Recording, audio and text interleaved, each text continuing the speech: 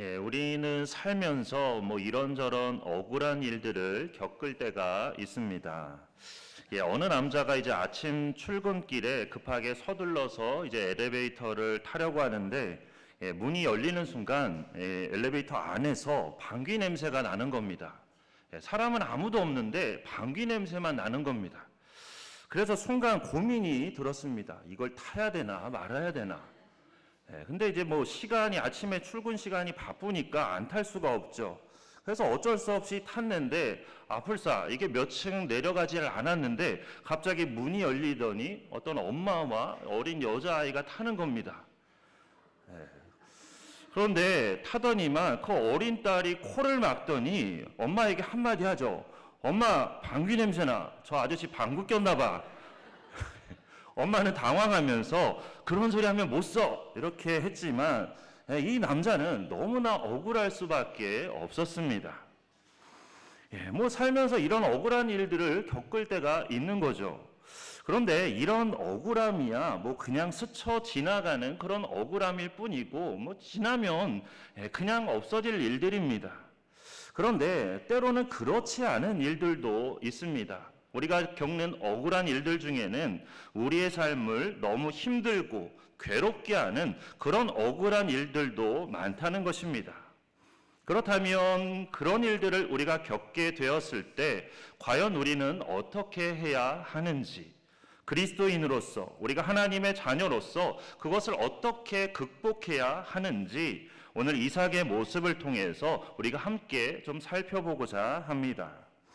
12절 말씀을 보면 이제 이삭이 그 땅에서 농사하여 그 해에 100배나 얻었다고 되어 있는데 이제 여기서 말하는 그 땅은 이제 본문 앞에 있는 6절 말씀을 보면 이제 그랄이라는 곳입니다. 블레셋 사람들이 사는 이제 그랄이라는 곳에 이삭이 거주하게 되었는데 사실 이 그랄이라는 곳에 살게 된 것은 원래 이삭이 계획한 게 아니었습니다. 그러니까 이삭은 흉년 때문에 애굽으로 내려가고 있었는데 왜냐하면 그나마 애굽은 다른 곳보다는 양식이 좀 더 풍부했기 때문에 그렇게 기근을 피해서 애굽으로 내려가고 있었는데 하나님께서 애굽으로 가지 말라고 말씀하셔서 순종하는 마음으로 그렇게 그랄에 머물게 된 것입니다. 그러니까 참 말을 잘 듣죠. 하라고 하면 하고 하지 말라고 하면 안 하고 정말 말을 잘 들었던 사람이 바로 이삭입니다. 그래서 순종의 사람이라고 하면 이삭을 가장 먼저 언급하게 되는 것입니다. 그런데 그렇게 계획도 없이 살게 된 그 그랄 땅에서 이제 농사를 짓게 되었습니다. 흉년 때문에 양식을 구하기가 어려우니까 이제 농사라도 지어야 되겠다. 이렇게 생각을 하고 농사를 짓게 된 것이죠. 그런데 사실 이삭은 농사꾼은 아닙니다. 목축업을 하는 사람이지 농사꾼이 아닙니다. 그러니까 이스라엘 사람들을 이제 다른 말로는 히브리인이라고 그렇게 부릅니다. 이 히브리인이라는 말의 뜻은 이제 유목민, 목축업을 하는 사람들 그런 뜻입니다. 그래서 소 키우고 양 키우고 그런 목축일은 잘했지만 농사일은 그렇지가 않았습니다. 농사를 모르는 사람이 농사를 지은다고 하면 농사가 잘 될 리가 없는 거죠.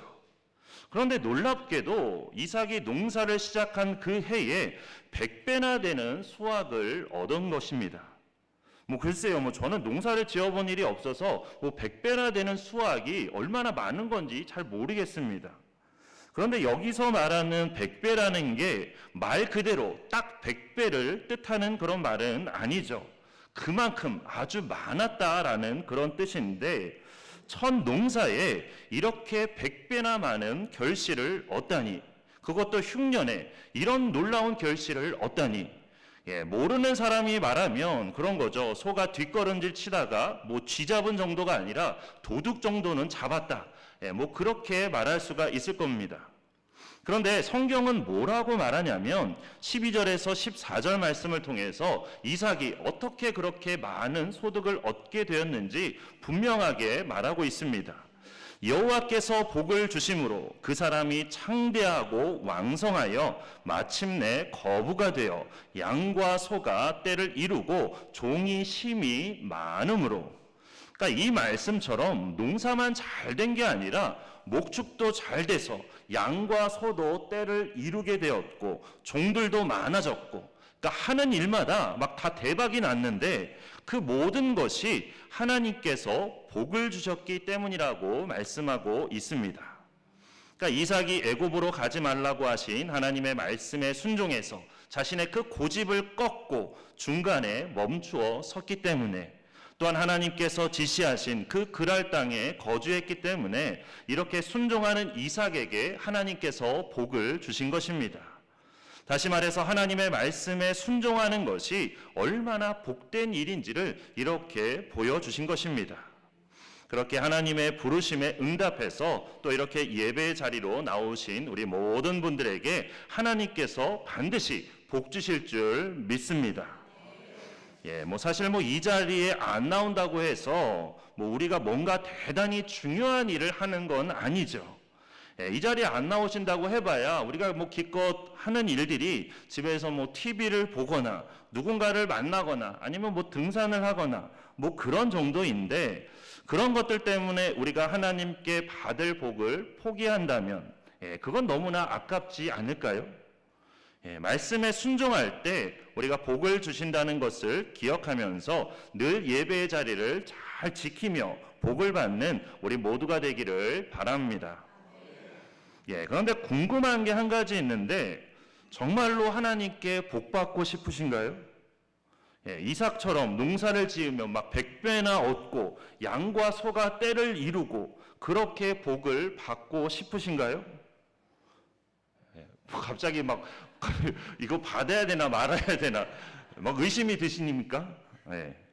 자, 그러면 정말로 복을 받고 싶으신 분만 한번 크게 아멘을 하시는데, 목소리의 크기만큼 복이 임할 줄 믿습니다. 한번 우리 크게 아멘 해보도록 하겠습니다. 그렇죠. 목소리 크기가 저마다 제각각인데 복이 외친 만큼 임할 줄 믿습니다. 오늘은 왠지 제가 부흥사가 된 느낌입니다. 그렇죠? 자, 우리가 복 받기를 원하는 것은 이제 그게 좋은 일이기 때문이죠. 그런데 이상한 것은 우리가 복을 받을 때 꼭 좋은 일만 있는 건 아니라는 겁니다. 14절 하반절부터 16절까지의 말씀을 보면 이렇게 기록되어 있습니다. 블레셋 사람이 그를 시기하여 그 아버지 아브라함 때에 그 아버지의 종들이 판 모든 우물을 막고 흙으로 메웠더라. 아비멜렉이 이삭에게 이르되 내가 우리보다 크게 강성한즉 우리를 떠나라. 이삭이 농사로 100배나 얻고 양과 소도 떼를 이루고 종들도 많아지자 그랄 사람들이 이삭을 시기해서 이렇게 그랄 땅에서 쫓아내려고 했습니다.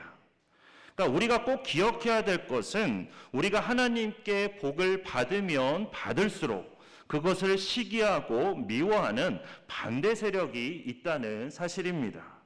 이걸 꼭 기억을 하셔야 되는 것입니다. 그러니까 악한 사탄 마귀는 우리가 하나님께 복 받는 것을 너무너무 싫어합니다. 복을 받으면 받을수록 하나님을 더 의지하기 때문이죠. 그래서 어떻게 해서든지 그 복을 빼앗아 가려고, 그래서 우리의 마음을 낙심하게 하고 더 이상 하나님을 바라보지 못하게 하고 하나님을 의지하지 못하게 하려고 자꾸만 우리를 방해하는 것입니다. 그런데 이때 가장 힘든 게 뭐냐면 우리 주변에 있는 사람, 그것도 나와 가까운 사람이 그렇게 사탄의 도구가 되어서 나를 괴롭게 하고 나를 방해할 때, 그때가 가장 힘들다는 것이죠. 그렇다면 이런 때 우리가 어떻게 해야 할까요? 오늘 우리가 이삭의 모습을 통해서 함께 살펴보고 또 그의 모습을 통해서 배우고자 하는 부분, 그리고 우리가 담고자 하는 이삭의 믿음이 바로 여기에서부터 나오는데 과연 어떤 믿음인지를 같이 보겠습니다. 그랄 사람들이 이삭을 시기해서 그랄 땅에서 나가라고 한 것처럼 이렇게 누군가가 나를 시기하고 미워할 때, 그래서 내 것을 빼앗으려고 할 때, 그때 우리는 이 땅의 사소한 이익에 우리의 눈이 멀지 않도록 조심해야 하는 것입니다. 그런데 이제 사소한 이익이라고 그렇게 말씀은 드렸지만 사실 우물이라는 것은 절대로 사소한 게 아니었습니다. 그 당시에 우물이라는 것은 절대로 사소한 게 아닙니다. 그러니까 지금도 아프리카에 가면 그 우물 하나가 그 마을뿐만 아니라 그 주변에 있는 여러 마을들까지도 모두 다 먹여 살리기 때문에 우리로 치면은 뭐 거대한 빌딩 하나보다도 더 가치가 있는 것이 우물입니다. 그러나 그런 우물조차도 하나님께서 주시는 그런 하늘의 복과 비교하면 그것은 사소한 것에 불과하다는 것이죠. 그렇기에 세상의 복에 우리의 눈이 멀지 않도록 우리가 조심해야 한다는 뜻입니다. 오히려 우리는 이삭처럼 세상의 것은 그렇게 다 양보하지만 하나님께서 주시는 복은 인내하며 기다려야 한다는 것입니다.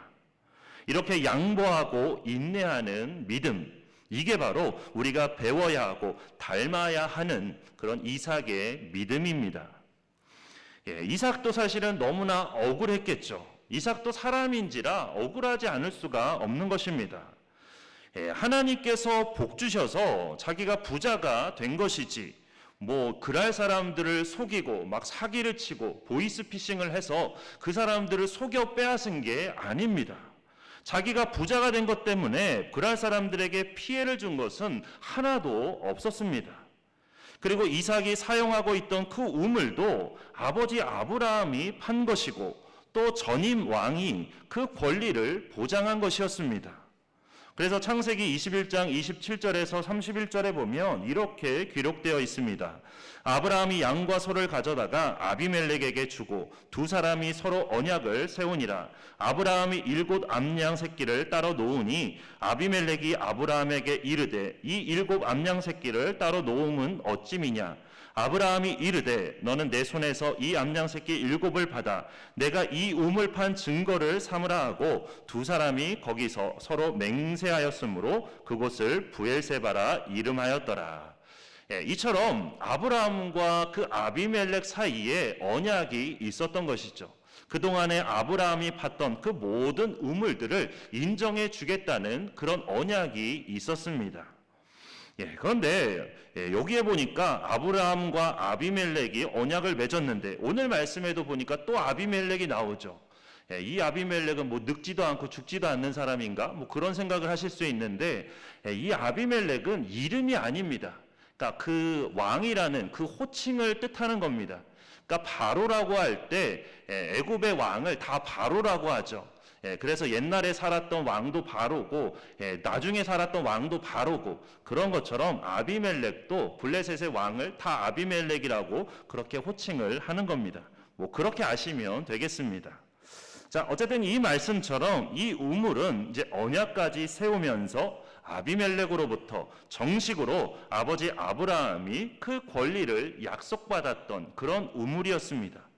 그런데 그런 우물을 막고 흙으로 메우면서 오히려 떠나라고 하니까 얼마나 억울했을까요? 장사가 잘 되는 가게 중에 그런 가게들이 있습니다. 그러니까 장사를 처음 시작할 때 창업 비용이 없다 보니까 이제 건물을 사서 장사를 할 수는 없고 가게를 임차해서 영업을 하는데 나중에 가게가 잘 되니까 어느 날 건물 주인이 찾아와서는 이제 갑자기 나가라는 거죠. 그래서 돈을 더 올려주면 안 되겠냐고 그렇게 막 물어봐도 그냥 나가라는 겁니다. 그래서 어쩔 수 없이 그렇게 갑작스럽게 쫓겨났는데 나중에 가보니까 그 건물 주인이 그 간판과 그 이름 그대로 그 가게를 운영을 하고 있는 거죠. 정말 어이가 없고 억울한 일이 아닐 수가 없는데 오늘 말씀에 나오는 이삭만 그런 것이 아니라 실제로도 이런 일들을 겪는 분들이 많이 있다는 겁니다. 그런데 이런 때 필요한 것은 특히 우리 그리스도인들에게 필요한 것은 앞서도 말씀드린 것처럼 이삭과 같이 양보하고 인내하는 믿음입니다. 이삭은 농사짓는 땅과 우물에 대한 그런 집착을 과감하게 버렸습니다. 그게 너무나 큰 것이지만 그것을 다 과감하게 버렸던 것입니다. 그랬더니 해답이 나왔습니다. 하나님께서 그의 마음을 지켜주시고 지혜를 주셨는데 어떤 지혜냐면, 그래, 나는 원래 농사꾼이 아니라 목축업자잖아. 다른 곳으로 가도 상관없지 뭐. 우물이 아깝긴 하지만 뭐 아버지가 판 우물은 또 있으니까 괜찮아. 이런 마음과 지혜를 주신 것입니다. 뭐 이삭의 종들 중에는 끝까지 해보자는 그런 사람도 있었겠죠. 이 기회에 본때를 보여줘야 한다는 뭐 그런 사람도 있었을 것입니다. 하지만 하나님께서 이삭에게 깨닫게 하신 것은 농사짓는 땅 때문에, 그리고 우물 때문에 그랄 사람들과 싸울 필요가 없다는 겁니다. 그런데 농사를 짓는 땅이라는 것은 이제 먹을 음식을 뜻하는 것이죠. 그리고 우물은 마실 물을 뜻하는 것입니다. 그런데 음식과 물 때문에 싸울 필요가 없다. 그러면 우리가 뭐 때문에 싸워야 되는 걸까요? 뭐 명품 가방이나 명품 시계 막 이런 것 때문에 싸워야 되는 걸까요? 음식과 물이라는 것은 뭐 우리가 살아가는 데 있어서 없어서는 안 되는 가장 중요한 것들입니다. 그런데도 그런 것들 때문에 싸우지 말라고 말씀하시는 것입니다. 왜 싸우지 말라고 말씀하시냐면 그 이유는 물과 음식보다도 우리의 목숨이, 우리의 생명이 더 귀하기 때문입니다. 만약 이삭이 농사를 짓는 땅과 우물을 지키기 위해서 그랄 사람들과 싸웠다면 물과 음식보다도 더 중요한 그의 목숨이, 그의 존재 자체가 깨어지게 되는 그런 결과를 가져왔을 것입니다. 그렇게 하나님께서는 정말로 지혜로운 게 무엇인지를 깨닫게 하신 것입니다. 우리도 마찬가지입니다.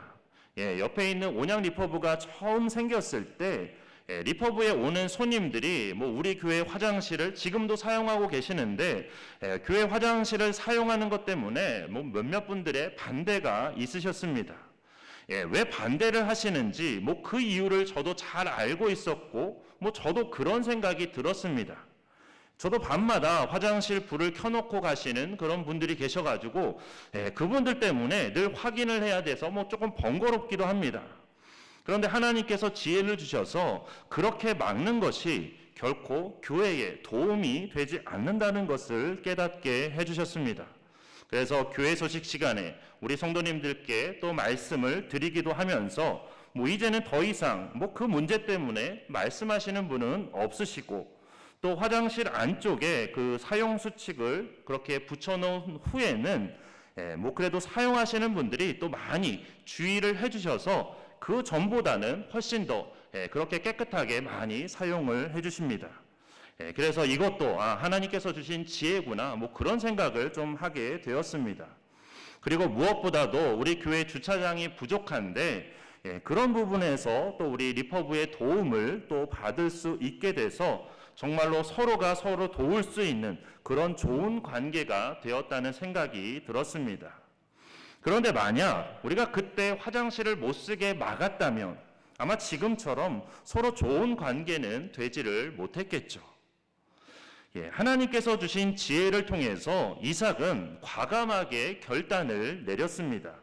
17절과 18절 말씀입니다. 이삭이 그곳을 떠나 그랄 골짜기에 장막을 치고 거기 거류하며 그 아버지 아브라함 때에 팠던 우물들을 다시 팠으니 이는 아브라함이 죽은 후에 블레셋 사람이 그 우물들을 메웠습니다. 이삭이 그 우물들의 이름을 그의 아버지가 부르던 이름으로 불렀더라. 자, 이렇게 이삭은 농사짓던 땅과 우물을 양보하고 이제 그랄 골짜기로 가서 우물을 팠습니다. 100배나 수확했던 그런 농경지를 양보한다는 것은 결코 쉬운 일이 아니죠.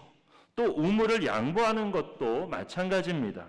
하지만 이삭은 싸우는 것 대신에 그렇게 그랄 골짜기로 가서 옛날에 아버지가 팠던 우물을 다시 팠고 또 결국 19절 말씀처럼 그곳에서 물을 얻게 되었습니다.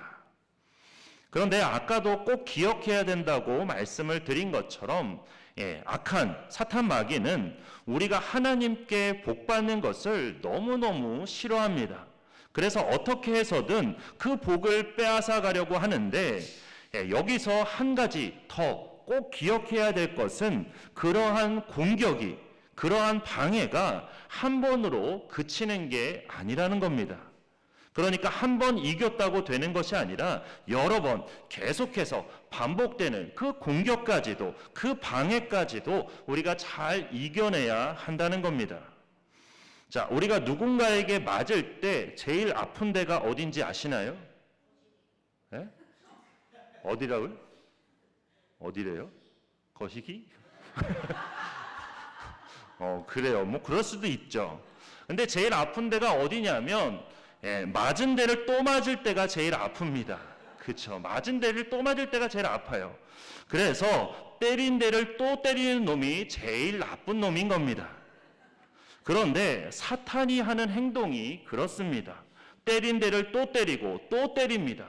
그것이 우리의 약점이기 때문에 자꾸만 그 약점을 파고드는 것이죠.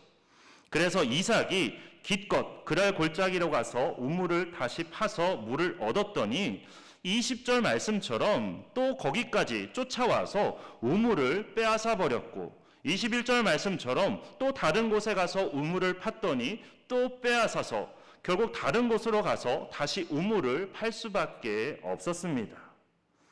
그런데 그 모든 과정에서도 이삭은 그들과 싸우지 않았습니다. 그런 일로 분노하고 싸워봐야 자기 안에 있는 그런 존귀함만 손상된다는 것을 알고 우물보다 더 귀한 자신의 생명을, 그리고 하나님의 백성으로서의 그 존귀함을 지키기 위해서 끝까지 다투지 않고 모든 것을 다 양보했습니다. 계속해서 같은 일이 반복되었지만 결코 흔들리지 않고 계속해서 양보하고 인내하는 믿음으로 하나님을 믿고 기다렸던 것이죠. 그렇게 했더니 22절 말씀처럼 더 이상 다투지 않게 되었습니다. 그러니까 이걸 보면 사람을 통한 사탄의 반대나 방해도 반드시 한계가 있다는 것을 알 수 있습니다. 계속 방해하도록 하나님께서 그냥 두지는 않으시는 거죠. 그래서 그 고비만 넘기면 아무리 악랄한 사람이라도 결국에는 나쁘끄러워서 더 이상 반대하거나 괴롭히지 못하게 되는 것입니다. 우리가 맞서 싸우면 상대방은 오히려 끝까지 물고 늘어지지만, 우리가 그러지 않고 이삭처럼 양보하고 인내하면 오히려 본인 스스로가 제풀에 지치고 마는 것입니다. 그래서 이삭은 하나님께서 넓은 장소를 주셔서 이제 더 이상 다투지 않게 되었고, 이 땅에서 우리가 번성할 것이라며 우물의 이름을 르호봇이라고 지었습니다. 이전에는 우물 이름을 분쟁이라는 뜻의 에색, 반대라는 뜻의 신나라고 지었지만 이제는 넓다는 뜻의 르호봇으로 이름을 지은 것입니다. 그런데 사실은 장소가 정말로 넓었다기보다는 하나님께서 이삭에게 넓은 마음을 주셨기 때문에 이렇게 고백을 하게 된 것입니다. 계속해서 우물을 빼앗기는 그 어려운 상황, 그러나 그 가운데서도 지켜주시고 정말 놀랍게도 정말 기적적으로 가는 곳마다 우물을 계속해서 얻게 해주신 것처럼 앞으로도 계속해서 함께 해주시고 지켜주시고 더 큰 복을 주실 것을 믿으며 이렇게 르호봇이라고 고백하게 된 것입니다. 이처럼 이삭의 믿음은 이 세상의 것들을 가지고 사람들과 다투거나 경쟁하지 않는 믿음, 오히려 그런 것들보다 하나님을 더 바라보고 의지하는 믿음, 이런 양보와 인내의 믿음이었습니다. 오늘 본문 뒤에 있는 23절 말씀을 보면 이삭은 르호봇에서 브엘세바로 올라갔다고 되어 있습니다. 그리고 26절 말씀을 보면 그런 이삭을 쫓아서 이제 그랄 왕인 아비멜렉과 그 친구인 아우삿, 그리고 군대 장관 비골이 함께 올라왔습니다. 그러자 이삭이 이제 27절에서 그들에게 이렇게 싸늘하게 묻습니다. 너희가 나를 미워하여 나에게 너희를 떠나게 하였거늘 어찌하여 내게 왔느냐? 그러니까 나를 쫓아낼 때는 언제고 왜 여기까지 나를 쫓아왔냐고 묻는 것이죠. 그러자 아비멜렉과 그 일행이 28절과 29절에서 이렇게 대답합니다. 그들이 이르되 여호와께서 너와 함께 계심을 우리가 분명히 보았으므로 우리의 사이 곧 우리와 너 사이에 맹세하여 너와 계약을 맺으리라 말하였노라. 너는 우리를 해하지 말라. 이는 우리가 너를 범하지 아니하고 선한 일만 내게 행하여 내가 평안히 가게 하였음이니라. 이제 너는 여호와께 복을 받은 자니라. 아멘. 무슨 말이냐면 농사를 하면 100배나 얻고 어디든지 가서 우물을 파면 물이 나오고 그런 것들을 보다 보니까 하나님께서 이삭을 얼마나 사랑하시는지, 이삭에게 얼마나 복을 주시는지 하나님을 믿지 않는 이방인들조차도 그걸 보면서 정말로 이삭은 하나님께 복받는 사람이구나, 그거를 알 수밖에 없었다는 거죠. 인정할 수밖에 없었다는 겁니다. 그래서 이삭과 계약을 맺으러 찾아왔다는 겁니다. 제발 우리를 해치지 않기로 맹세하는 그런 계약을 맺자는 겁니다. 그러면서 하는 말이 우리가 너를 범하지 않고 너에게 선한 일만 해서 평안히 가게 하지 않았다는 겁니다. 그런 것처럼 너도 이제 우리에게 선을 베풀라는 겁니다. 그러니까 내가 너에게 선을 베풀었으니까 너도 나에게 선을 베풀라는 거죠. 그런데 정말 웃기는 말이죠. 이삭이 잘 된다 싶으니까 시기에서 나가라고 해놓고 또 우물을 팔 때마다 쫓아와서 우물을 메우고 빼앗고 그래놓고는 이렇게 평안히 가게 했다고 말하니 이게 말인지 방구인지 어쨌든 아비멜렉이 이렇게 이삭을 쫓아와서 30km도 넘는 그 거리를 쫓아온 이유는 겁이 나서 그런 거죠. 본인들이 한 짓을 본인들 스스로가 잘 알기 때문에 그래서 자신들에게 벌이라도 내릴까 봐 그렇게 이삭이 하나님께 기도해서 자신들에게 벌이라도 내릴까 봐 겁이 나서 이렇게 화해하려고 찾아온 것입니다. 이처럼 우리가 양보와 인내의 믿음으로 끝까지 하나님을 믿을 때 오히려 세상이 우리를 인정하고 하나님을 높이는, 그리고 하나님을 두려워하는 그런 놀라운 일들이 일어나게 되는 것입니다. 그런데 만약 이삭이 우물을 양보하지 않고 계속해서 그 우물을 집착했다면 과연 어떻게 되었을까요? 그거는 너무나 불보듯 뻔하죠. 아마 지금도 벌어지고 있는 이스라엘과 하마스의 전쟁처럼 끝없는 그런 전쟁이 이어지면서 서로 회복할 수 없는 그런 아픈 상처를 입게 되었을 것입니다. 하지만 이삭은 어떤 상황에서도 자신을 지켜주시고 인도해 주시는, 그리고 복 주시는 하나님을 믿었고, 하나님께서는 그렇게 자기를 의뢰하는 이삭을 실망하게 하지 않으셨습니다. 그래서 32절 말씀처럼 부엘세바에서도 다른 곳에서와 마찬가지로 우물을 팠을 때 또 물을 얻게 하셨습니다. 혹시라도 신앙 때문에 이해할 수 없는 그런 억울한 일을 겪고 계신다면, 하나님께 복을 받은 것 때문에 누군가에게 말도 안 되는 그런 시기와 질투를 받고 계신다면 이삭처럼 양보와 인내의 믿음을 가지고 하나님을 믿으시기를 바랍니다. 그것도 한 번이나 두 번이 아니라 끝까지 믿으시기를 바랍니다. 그러면 하나님께서는 결코 우리를 실망하게 하지 않으실 것입니다. 우리에게도 100배나 얻게 하실 것이고 가는 곳마다 물을 얻는 그런 복을 주실 것입니다. 그렇게 이삭처럼 양보와 인내의 믿음으로 끝까지 하나님을 믿는 우리 모두가 되기를 주님의 이름으로 축원합니다. 함께 기도하겠습니다. 사랑이 많으신 하나님, 저희를 하나님의 자녀 삼아주시고 또 이렇게 믿음 안에서 살아가게 하여 주심을 감사드립니다. 하나님, 저희를 하나님의 자녀 삼아주시고 저희들의 삶 가운데 하나님께서 말로 다 할 수 없는 놀라운 은혜와 복을 주시는데, 때로는 그 복으로 인해서 하나님 저희가 어려움을 겪고 환난을 당할 때가 있습니다. 하지만 그런 때에도 우리가 이삭처럼 하나님 양보하고 인내하는 믿음으로 그 모든 것들을 이겨낼 수 있도록 있도록 인도하여 주시옵소서. 하나님, 세상이 우리를 시험한다 할지라도 그 모든 것들을 잘 이겨낼 수 있도록 인도하여 주시옵소서. 하나님, 그런 것들보다도, 세상의 것들보다도 우리의 생명이 더 소중하고 하나님, 하늘의 것이 더 소중하다는 것을 우리가 늘 기억하며, 세상의 것들은 모두 다 양보하지만 하나님께서 주시는 복만큼은 우리가 인내하며 끝까지 기다리는 우리가 되도록 인도하여 주시옵소서. 그래서 우리의 삶을 가장 복되게 하시고 가장 아름답게 하시는 하나님의 놀라운 그 신령한 복이 우리의 삶 가운데 더 놀랍고 더 충만하게 하는 그런 역사가 있게 하여 주시옵소서. 우리를 붙들어 주시고 우리를 인도하여 주시고 우리를 이끌어 주실 줄 믿고 감사드리며 예수 그리스도의 이름으로 기도드립니다. 아멘.